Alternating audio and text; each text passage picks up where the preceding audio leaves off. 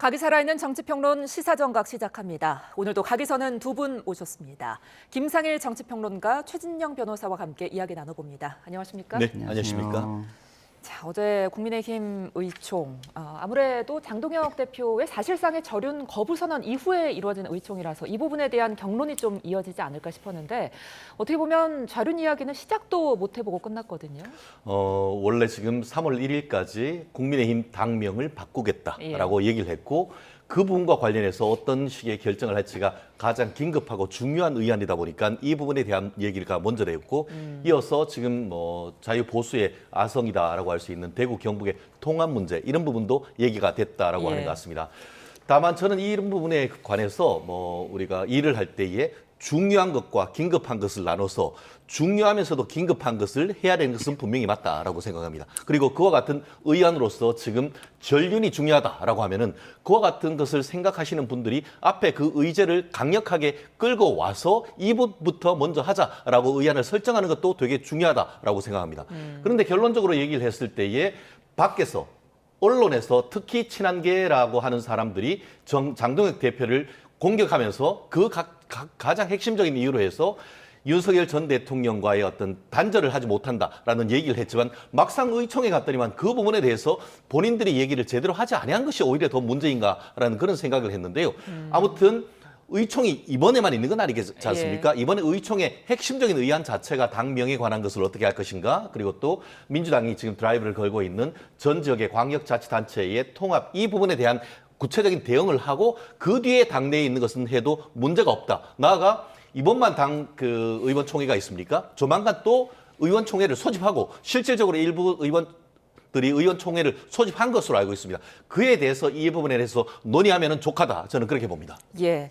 자, 최 변호사님은 어떻게 보면 이제 장동혁 대표와 좀 궤를 같이 하는 발언을 해주셨는데 국민의힘의 비당권파 측에서는 장 대표의 발언이 지금 국민의힘의 공식적인 입장은 아니라고 말을 하고 있거든요. 그러면서도 이런 말을 하는 의원들이 좀 많지는 않은 것 같아요. 어떻게 보세요? 그러니까 공식적인 입장이 아니다라고 하는 거는 선거를 앞두고 자신들의 패배가 예상되는 부분을 좀 최소화하기 위한 안타까움의 발로라고 저는 봐요. 상 대표가 그렇게 얘기하는데 어떻게 공식 입장이 아니겠어요. 그러려면 공식 입장은 자신들의 말이라는 겁니까? 그건 아니니까. 제가 볼 때는 현장에서 후보로 뛰는 사람들이 여론을 가장 잘 아는 것입니다. 그 사람들의 안타까움 같은 것을 지금 이야기하는 것이다라고 저는 생각을 하고요. 저는 저 의총이 진행되는 걸 보면서 정말 안타깝더라고요. 저 비당권파보다 더 안타까웠어요, 저는. 왜냐하면 정치가 좀 바로 서려면 여야가 좀 잘하는 쪽이 있고 잘하는 쪽을 쫓아가야 되는데 점점점 너무 못하니까 다른 한쪽도 그냥 마음대로 해도 되는 것처럼 느끼는 그런 상황이 오고 있는 거예요. 그래서 저는 우리 정치가 정말 계속해서 망가지고 있다라는 생각이 들고 있고 저 의총에서 보여준 장동혁 대표의 정치는 아주 전형적인 장동혁 정치입니다, 저게. 그동안 어떤 현실적으로 중요한 일을 앞에 놓고 그것을 회피하기 위해서 다른 이슈를 만들고, 그러니까 단식 같은 게 이제 대표적인 케이스겠죠. 그런 다른 이슈를 통해 가지고 시간을 끌어가지고 그 상황을 모면하고 지연시키는 전략을 계속 하는데 그게 언제까지 계속될 수 있는 건 아닙니다. 선거 결과가 나오면 그것도 끝이다. 이걸 좀 알아야 되지 않나 싶습니다. 근데 이제 그 질문 드린 비당권파의 목소리가 많지는 않은 건 아무래도 공천 때문일까요? 그렇죠. 아무래도 지금은 타이밍이라는 것이 있는 거고 과거의 정치를 보면 어떤 이야기할 때 타이밍이 너무 앞섰을 때 그 말을 할 수 있는 전력과 세력을 급격하게 약화시키는, 그러니까 공천에서 배제됨으로써 급격하게 오히려 동력을 없애버리는 그런 결과로 이어진 경우가 많잖아요. 그런 것들이 하나의 학습 효과가 있었던 거 아닌가 이런 생각이 드는데요. 그런데다가 지금 좀 아까 보셨잖아요. 나경원 의원이라든가 이런 분들이 지금 하는 얘기는 거의 민주주의를 인정하지 않는 입틀막 수준이에요. 이게 선악 이분법으로 갈라가지고 이렇게 우리랑 다르게 얘기하는 건 민주당의 논리다. 제가 과거에 좀 우리 당을 비판하면 좀 약간 강성 지지층에서 저한테 했던 말들이거든요. 예. 그때 저는 진짜 경악을 했습니다. 이런 식이라면 누가 자신의 논리와 자신의 이야기를 할 수가 있는가. 이건 거의 무슨 성분 검증이잖아요. 공산주의 성분 검증도 아닌 상황에서, 우리나라의 상황에서 어떻게 이런 이야기를 할 수가 있나. 저는 나경원 의원의 이야기를 듣고 귀를 의심했습니다. 예. 길게 말씀하셔서 제가 조금 짧게 좀 보충을 해야 될 것 같습니다. 예. 그러면은 법치주의를 부정하십니까? 어떻게 나경원 의원이 얘기하는 것처럼 전륜 얘기하는 것은 민주당의 프레임이다 라는 얘기가 자체가 어떻게 민주주의를 부정하는 것이죠? 오히려 헌법 아래는 누구나 평등한 겁니다. 그렇다고 하면은 1심 선고가 됐다 하더라도 무죄 추정이 있기 때문에 대법원까지 가기 전까지는 무죄 추정을 윤석열 전 대통령도 받는다. 그것이 뭐가 잘못됐죠? 그것은 그것대로 해서 법원에 맡기고 정치는 국회에서 그리고 국회의원들과 정치인들이 더 끌고 나가겠다라고 하는 게 뭐가 잘못된 것이죠? 가장 어떻게 보면 세계적으로 유명한 레이코프라는 사람이 쓴 코끼리는 생각하지 마라는 책이 있지 않습니까? 프레임 아닙니까? 코끼리를 생각하라고 얘기하는 순간 계속 그 프레임에 끌려가는 겁니다. 지금 전륜이다, 윤석열이라고 얘기하는 순간 민주당의 내란 프레임, 민주당의 전륜 프레임에 끌려가는 겁니다. 그렇기 때문에 지금 장동혁 대표 같은 경우에는 그런 그 민주당의 프레임에 끌려가는 것이 아니고 지금으로서는 새로운 전선을 형성을 하고 그 전선에서 민주당의 입법 독재 그리고 나아가 이재명 대통령의 부동산 실정 이런 부분과 싸워서 민생으로 승부보겠다라는 그런 새로운 전략을 얘기를 하고 있는데 밑에서는 언론에 가서는 그렇게 크게 얘기를 하면서 정작 의총에서는 한마디 못하는 그런 모습을 저는 오히려 지금 현재의 어떤 누구라 할까요?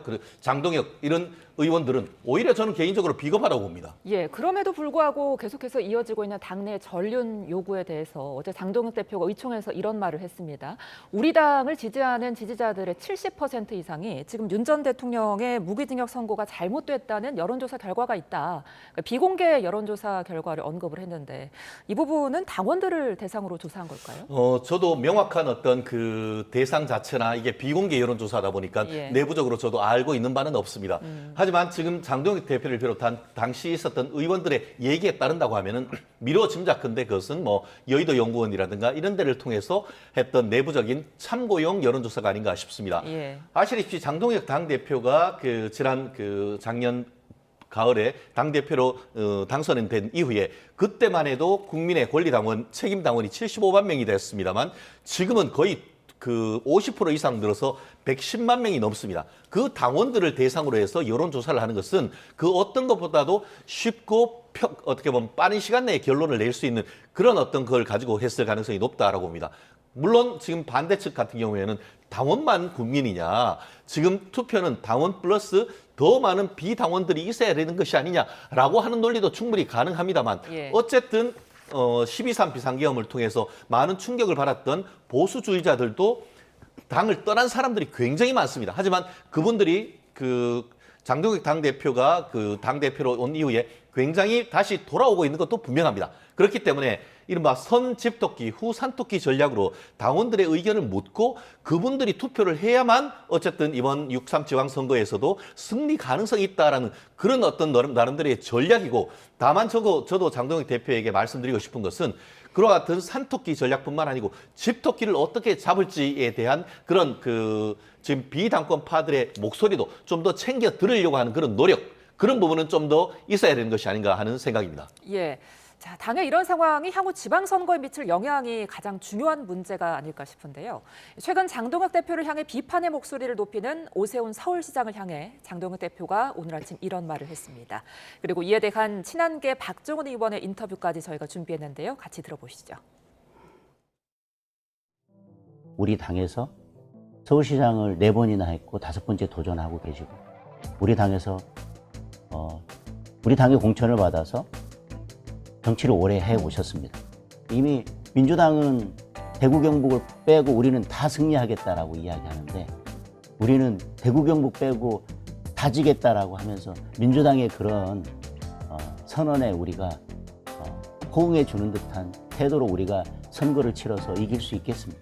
얼마 남지 않은 지방선거 앞에서 계속 우리는 안 된다, 우리는 진다 라고 하는 말을 반복하는 것이 선거에 어떤 도움이 될지 저는 잘 이해하기 어렵습니다. 장동혁 대표의 사퇴보다 더 좋은 선거운동은 저는 없다고 봐요. 그러면 우리 당 지지층에서 75% 정도가 전륜하면 안 된다라는 생각을 갖고 있다는 거예요. 예. 그러니까 자기는 그걸 대변하고 있는 거고 그 사람들이 투표장으로 적극적으로 나올 사람들이기 때문에 지방선거 투표율이 55% 정도밖에 안 되니까 예. 그 사람들이 결집해서 투표하면 우리가 이길 수 있다. 이런 황당한 논리를 펴더라고요. 공천이 좀 어느 정도 마무리가 되면 사퇴 요구가 있을 거다. 그렇죠. 나올 같다라고 수밖에 없어요. 말씀하셨는데 저는 4월 초나 3월 말 이때쯤으로 4월 봅니다. 초나 공천에 된 사람들도 사퇴 요구가 나온다는 거예요. 아, 왜냐하면 선거에 지게 생겼으니까. 예. 예. 네, 어제 오세훈 시장이 우리 당 이렇게 하면 이번 지방선거에서 TK 외에는 어렵다 이렇게 말을 하니까 장 대표가 그런 비관적인 태도는 선거에 도움이 되지 않는다 이렇게 반박을 했거든요. 제가 사법시험을 준비를 하면서 나 오늘은 떨어질 거야 라고 하면서 시험 준비를 하면 붙겠습니까? 예. 저는 굉장히 그 장동혁 당대표가 상식적인 얘기를 했다라고 생각합니다.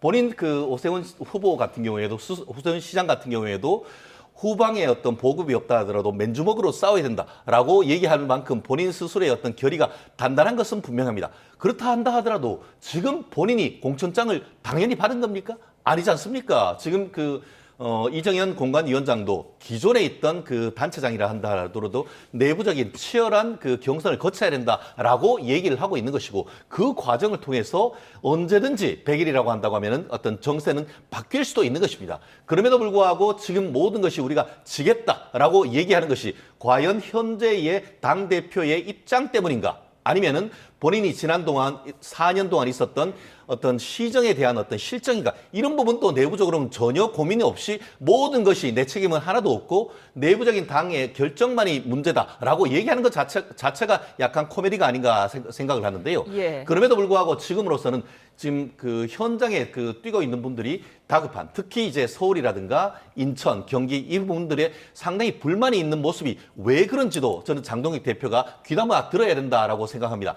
그럼에도 불구하고 장동혁 대표가 그와 같은 어떤 당원들의 민주주의, 민주당처럼 당원 민주주의를 강조한다고 하면은 그에 대한 것도 존중을 하면서 본인에 대한 의견을 해야 되는 것이지 조금 전에 지금 박정은 의원 그렇다고 하면은 당에 못하려고 장동혁 대표의 도장을 받아가지고 공천을 받습니까? 공천 받지 말고 탈당해서 새로운 당을 만들지 전륜당을 만드는 게 낫지 않습니까? 그렇기 때문에 말을 한다 하더라도 수위를 조절해야 되는 것이지 어떻게 장동혁 대표가 탈당하는 것이 가장 중요한 선거 전략이다라고 당연히 그렇게 얘기를 할 수 있습니까? 다른 것도 아니고 국민의힘에서 가장 어떻게 보면 유력한 강남 4구 중에 한 곳에서 공천받아서 했던 국회의원이 그렇기 때문에 이런 부분에 있어가지고는 본인들도 불만이 있다 하더라도 그런 부분이 내부적으로 이제 그 소통을 통해서 해결해야 되는 것이지 저런 부분을 언론에 나와가지고 대놓고 얘기하는 것은 당의 한 사람으로서 할 태도는 저는 아니라고 봅니다. 그렇다면 장동혁 대표는 지방선거에 구체적인 어떤 전략이 지금 있는 걸까요? 그러니까요. 현실을 무시하는 낙관? 이게 무슨 의미가 있는 건지 저는 잘 모르겠어요. 이런 거랑 똑같은 거잖아요. 공부 안 해도 열심히 기도하면 수석해. 이 얘기하고 저는 똑같이 들리거든요. 예.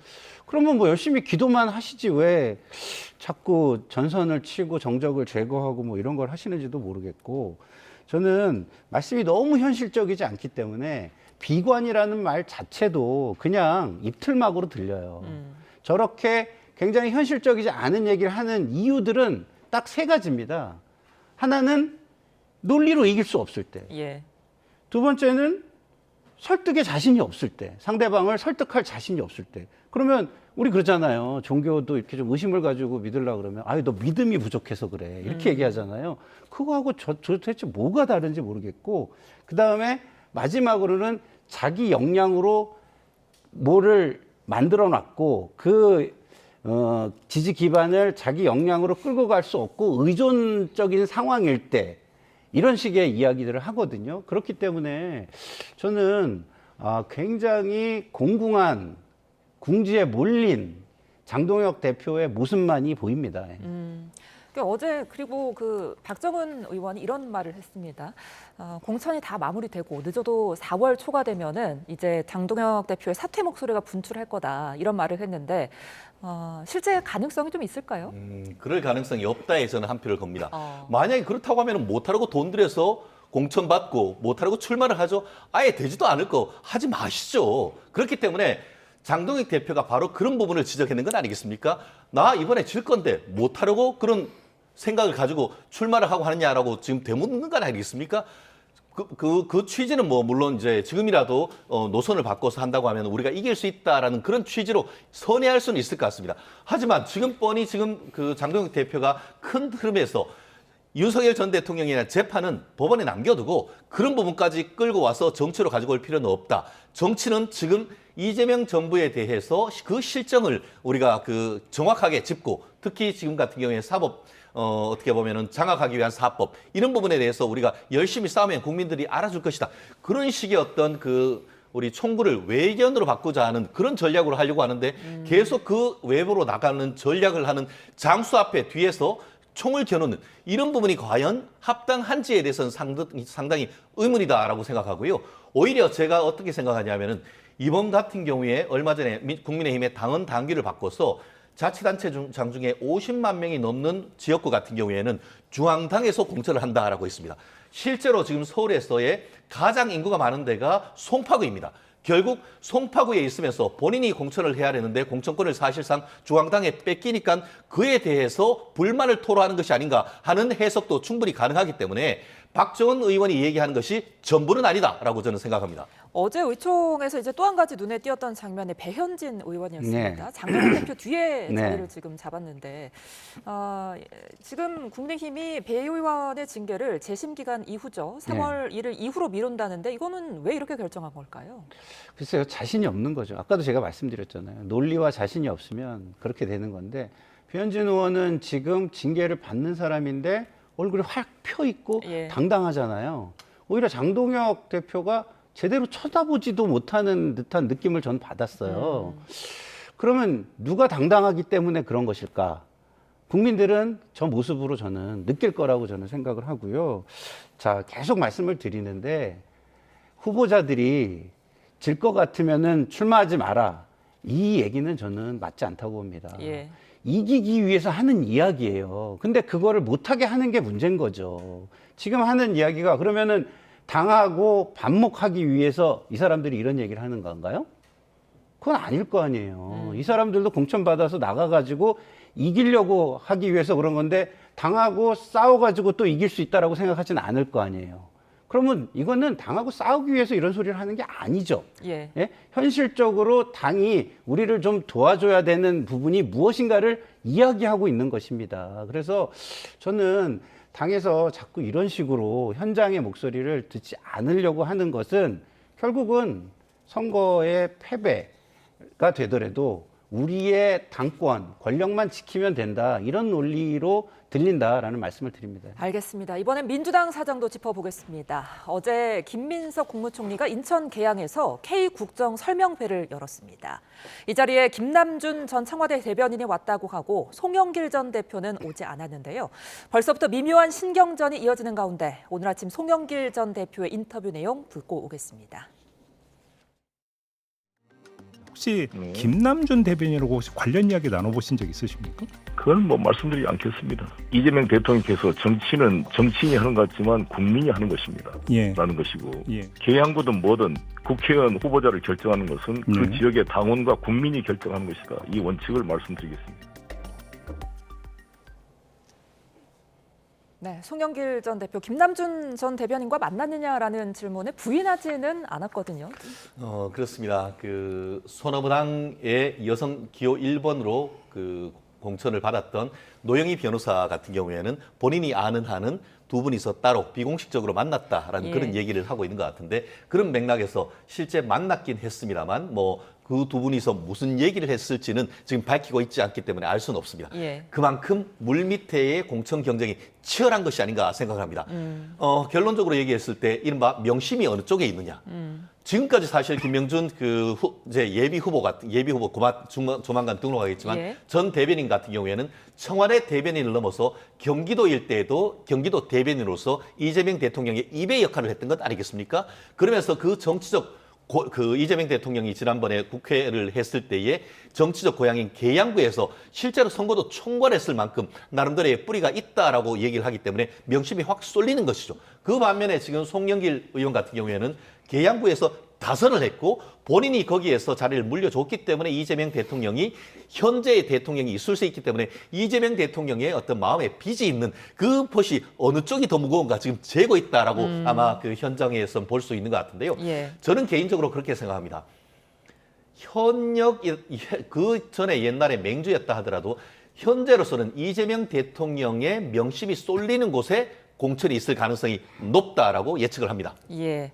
자, 오늘은 김남준 전 대변인이 정청래 대표와 만났습니다. 지금 정 대표가 송영길 전 대표보다 김남준 전 대변인과 먼저 만났는데 이 부분은 어떻게 해석하세요? 글쎄요, 그거는 뭐 제가 볼 때 특별한 이유가 있다고는 생각하지 않아요. 왜냐하면 송영길 전 대표는 다른 당을 만들어서 당 대표를 한 분이고 복당을 하신 분이고 그렇기 때문에 그 자체가 굉장히 뭐랄까요, 여러 가지 해석을 나올 수 있는 부분이 있습니다. 그래서 예. 조금 더 부담스러운 부분이 있어요. 근데 김남준 비서관 같은 경우는 여러 후보자 중에 한 사람이기 때문에 뭐 만나는 게 상대적으로 조금 가볍죠. 그래서 조금 더 쉽게 만난 거 아닌가 저는 이렇게 생각이 들고요. 예. 그렇게 큰 의미를 둘 건 아니다라고 생각하는데 지금 저는 송영길 전 대표의 입장에 대해서 좀 굉장히 저는 비판적이에요. 그 예. 얘기를 좀 저는 드리고 싶은데 왜냐하면 송영길 전 대표가 지금 나서면 본인은 당선될지도 모르겠죠. 그렇지만 본인이 서울시장 출마했을 때를 돌이켜 보셔야 돼요. 전체 선거에는 어마어마한 악영향을 줄 수 있습니다. 물론 국민의힘이 너무 죽을 쓰고 있어가지고 이렇게 하든 저렇게 하든 이긴다 이렇게 생각할 수는 있어요. 그렇지만 대통령이 쌓아놓은 성과를 갉아먹고 그런 기능을 하는 것은 사실이다라고 저는 생각하기 때문에 송영길 대표는 지금은 좀 자중하고 대통령의 성공과 정부의 성공을 위해서 좀 더 헌신하는 모습을 보이고 나중에 적당한 기회를 봐서 제기하는 것이 맞다. 지금 당장 법적인 것을 무죄를 받았다고 해서 정치적, 도덕적으로는 문제가 없는 것도 아닌데 예. 국민들에게 그런 것들을 충분히 설명하지 않고 힘으로 밀고 가는 모습, 이거는 상당히 중도층에게는 오만하게 비칠 수 있고 다른 지역의 전체 선거에는 별로 좋은 영향을 주지 않을 거다라는 말씀을 드리고 싶습니다. 예. 그런데 지금 인천 지역에 개항을만 있는 게 아닙니다. 박찬대 의원이 인천시장 그 출마설이 나오면서 이 자리도 좀 빌 수도 있는데 여기는 다들 좀 망설이는 것 같아요. 아무래도 그 연수 쪽이 서울로 치면은 강남구 같은 그런 식으로 있다 보니까 예. 오히려 국민의힘 쪽이 조금 더 유리한 듯한 그런 그 정치적 지형, 특히 부동산과 관련해서 민주당의 정책에 대해서 상당히 불만도 많은 그런 지역으로 알고 있습니다. 그렇기 예. 때문에 거기에서 그 출마한다 하더라도 과연 민주당이 당선될지를 낙관하지 못하는 그런 상황이기 때문에 결국 훨씬 더 민주당의 당선 가능성이 높은 계양 쪽에 관심이 있는 것은 당연한 것이죠. 거기다가 박찬대 의원이 그 내부적으로 최종적인 공천을 받아서 실제로 출마해야 거기에서 의원직을 내려놓고 그 자리가 만들어지는 것이지 아직까지 그 자리가 만들어질지 여부도 불명확한 건 아니겠습니까? 예. 그렇기 때문에 현재로서는 누가 되건 지금 그 이재명 대통령이 그 전직 의원으로 있었던 그 자리를 가려고 굉장히 어떻게 보면 치열할 것이고 그 다음에 플랜 B가 돼야 되는 것이지 지금 플랜 B를 가지고 플랜 A를 놓쳐라라고 얘기하기는 아마 지금 경쟁하고 있는 두 분이 그것을 절대 포기하지 못할 것이다. 결국 네가 가라 하와이 이런 식이 될 것이기 때문에 아직은 좀 더 지켜봐야 된다라고 저는 생각을 합니다. 예, 이렇게 치열한 지방선거 탐색전 속에 어제 이재명 대통령의 공소 취소 모임이 공식 발족을 했습니다. 예. 이재명 대통령 이름을 걸었는데 아직 청와대에서는 어떤 공식 입장이 없거든요. 어떤 생각일까요, 대통령은? 대통령의 생각을 제가 뭐 알 수는 없고 기본적으로는 정치인들의 좀 자율성을 본인이 이야기하면 더 논란이 될 수 있다라는 우려가 있지 않을까라는 게 제가 이제 짐작하는 생각이고요. 예. 저걸 뭐 적극적으로 또 저는 지지하실 거라고 생각하지는 않아요. 왜냐하면 저게 일종의 새싸움으로 국민에게 비춰질 가능성이 굉장히 높거든요. 왜냐하면 공소 취소와 관련된 것들 개개의 국회의원으로서 권한들이 있는데 그 안에서 못합니까? 충분히 하죠. 당 안에서 어떤 당론이나 의사결정에도 저 정도 숫자면은 이미 당론으로 뭐 이렇게 방향을 정하거나 이런 것도 충분히 하죠. 왜 모임을 만들어야 됩니까? 필요가 없잖아요. 예. 지금 본인들이 하겠다는 것들에 만약에 그것이 정책적인 것이고 그런 것이라면 저 모임을 만들 필요가 없는 거예요. 그렇기 때문에 국민들에겐 저게 자칫 어떤 한 세력을 만들려는 세력을 구축하려는 모임으로 보일 가능성이 높다라는 말씀을 드립니다. 예, 끝으로 잠시 후 2시에 열릴 본회의 이야기 해보겠습니다. 민주당이 여기서 지금 특히 쟁점이 되고 있는 사법개혁 3법을 처리한다는 방침인데 지금 현재 국회 상황 어떻게 보고 계세요? 법조인의 한 사람으로서 정말 우려가 됩니다. 어제 같은 경우에 조희대 대법원장이 이와 같은 이른바 민주당발 사법개혁은 헌법을 개정하지 않으면 안 된다라고 얘기를 했고 예. 현재의 이와 같은 것을 바꾸면은 국민들에게 피해가 간다라고 얘기를 하고 있습니다. 저는 법조인의 한 사람으로서 조희대 대법원장의 말씀이 100% 옳다라고 생각합니다. 개혁의 방향은 뭐였던 것이죠?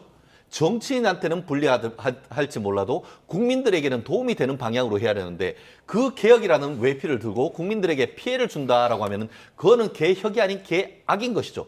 실질적으로 베네수엘라 같은 경우에도 마두로 그 정권 같은 경우에도 실제로 잘 나가던 나라가 꼬꾸라지기 시작했던 것은 마두로를 비롯한 그 독재 정권이 사법부를 침탈하고 사법부에 대한 모든 어떤 독립성을 억제함으로써 사실상 독재로 가는 이 KTX를 탄 것 아니겠습니까? 우리나라도 그와 같은 선진국에서 지금 뭐 그 여야가 그 어떻게든 싸운다 하더라도 모든 것이 그래도 법원이라든가 헌법재판소의 독립성이 비교적 지켜졌기 때문에 이와 같은 부분에 있어서의 어떤 선진국으로 갈 수 있는 부분인데 사법부가 정치적으로 그 타락하고 사법부가 어떤 특정 정파에 그 어떻게 보면은 포획되면은 그 나라는 미래가 없습니다. 그렇기 때문에 이 부분과 관련해서 조희대 대법원장은 정말 이 부분이 뭐 보수도 진보도 아니고 말 그대로 딸깍발이 판사로서의 어떤 그 말 그대로 살아있는 사법부 그 자체라고 생각합니다. 그렇기 때문에 조희대 대법원장님의 그 말씀을 민주당은 정말 새겨야 되는데 최근에 오늘 아침 방송을 보면 깜짝 놀랐습니다. 민주당의 5선 박지원 의원이 조희대 대법원장님이 이렇게 얘기한 것에 대해서 건방지다라는 얘기를 했다고 합니다. 정말 이런 것을 하면서 어떻게 보면 대한민국의 입법부, 행정부, 그 사법부가 있고 그 사법부의 수장에 대해서 의원이 그런 식으로 표현할 수 있는 것인지 저는 국민의 한 사람으로서 굉장한 우려와 걱정을 하지 않을 수가 없는 상황입니다. 예, 그러니까 일각에서는 이 사법개혁 3법에 대해서 민주당이 너무 밀어붙이는 게 아니냐 이런 지적도 이어지는데 어떻게 보세요? 너무 밀어붙이는 부분이 있다고 저도 생각합니다. 근데 그것을 민주당 탓만 하기는 또 저는 좀 어렵다고 생각을 해요. 저는 이제 고민을 되게 많이 하거든요. 민주당인데 민주당을 비판해야 되는 상황에 대한 고민을 많이 하게 되는데 예. 그래서 좀 원망이 드는 게 사법부예요. 자, 과거에 우리 사법부에 대해서 특정 정파가 이렇게 하면 국민이 용서했겠습니까? 선거를 앞두고 상상이나 할 수 있는 일이겠습니까? 근데 이렇게 지금 할 수 있는 이유가 뭘까요? 사법부가 그만큼 신뢰를 잃었다는 것입니다. 권위를 잃었다는 것입니다. 왜 그렇게 됐죠? 본인들이 그 현실을 인정해야 되는 겁니다. 조희대 대법원장처럼 무조건 이건 아니다라고 얘기해서는 안 되는 겁니다. 그 현실을 인정하면서 반성을 하면서 그러면 본인들의 그 잘못을 반성하기 위해서는 법 왜곡죄까지는 안 가도 된다는 얘기를 하든지 아니면 법 왜곡죄를 가더라도 구체적으로 이런 구체성과 명확성을 담보하기 위한 그리고 상권 분립과 사법의 독립성을 좀 더 보장하기 위한 이런 방법이 있습니다라는 구체적인 얘기를 함으로써 국민들에게 권위와 신뢰를 회복하는 방식으로 해야 되는 겁니다. 본인들한테 불리하다고 해가지고 무조건 아니야라고만 뭉뚱그려서 얘기해가지고 논의를 아예 못하게 만드는 방식은 제가 볼 때는 국민들의 사법 신뢰 회복에 전혀 도움은 되지 않을 것 같다라는 말씀을 드려봅니다. 알겠습니다. 오늘 두 분 말씀 여기서 줄이겠습니다. 지금까지 김상일 정치평론가 최진영 변호사와 함께했습니다. 고맙습니다.